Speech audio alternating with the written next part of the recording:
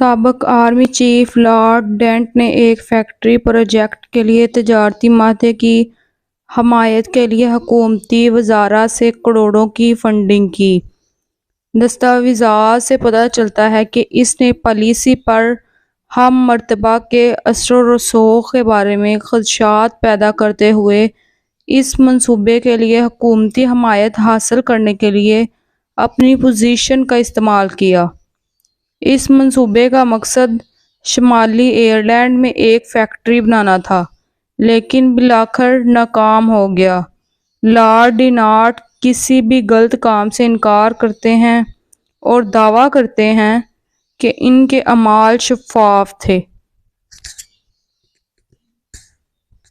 قبرص میں ایک برطانوی شخص کو جاسوسی اور دہشت گردی کے جرائم کے شعبے میں مشرق وسطی میں برطانیہ کے ایک اہم فوجی اڈے RAF کروڑ 3 اڈے کے مبینہ جاسوسی کے الزام میں گرفتار کیا گیا۔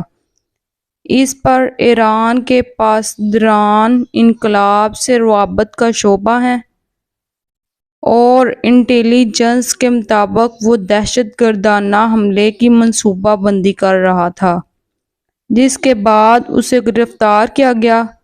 اس شخص کو اڈے کے قریب ایک کیمرے اور 3 موبائل فونز کے ساتھ دیکھا گیا اور اس کے فلیٹ سے فوٹوگرافی کا سامان ملا۔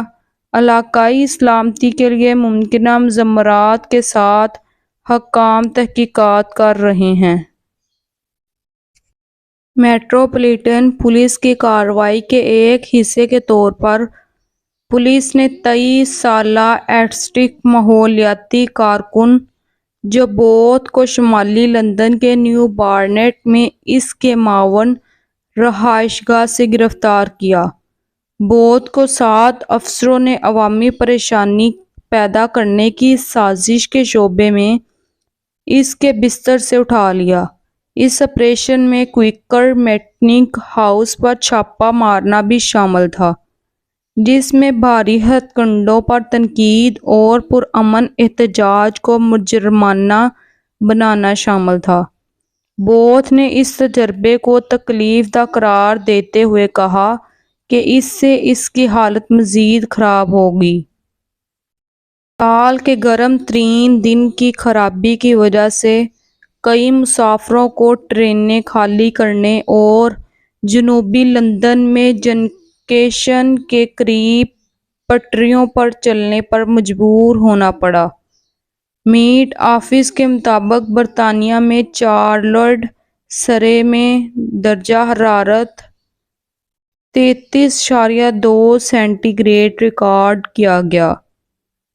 گوویہ Thameslink railway and network rail نے تاخیر کے لیے معذرت خواہ ہیں۔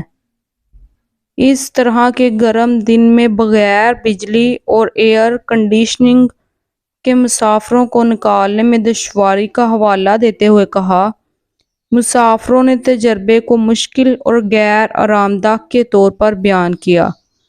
کچھ پھنسی ہوئی ٹرینیں گرمی کی وجہ سے اوون کی طرح محسوس کر رہی تھیں۔ 24 خاتون کے جنسی جرائم کے الزامات کے ساتھ برطانوی پولیس کے سامنے آنے کے بعد سیریل ریپسٹنگ زینہو زو کو دوسرے مقدمے کا سامنا ہے۔ زو 28 پہلے ہی لندن اور چین میں 10 نوجوان خواتین پر حملہ کرنے کے الزام میں کم از کم 24 سال کی سزا کاٹ رہا ہے، جہاں اس نے اپنے متاثرین کو نشہ دیا اور ان پر حملہ کیا، اکثر حملوں کو ریکارڈ کیا۔ پولیس کا خیال ہے کہ زو نے 60 سے زیادہ خواتین کو زیادتی کا نشانہ بنایا ہے۔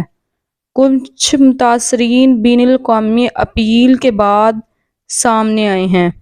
زو کو عمر قید کی سزا سنائی گئی اور ہلکی سزا کی امید میں کیمیکل کاسٹریشن کی پیشکش کی گئی۔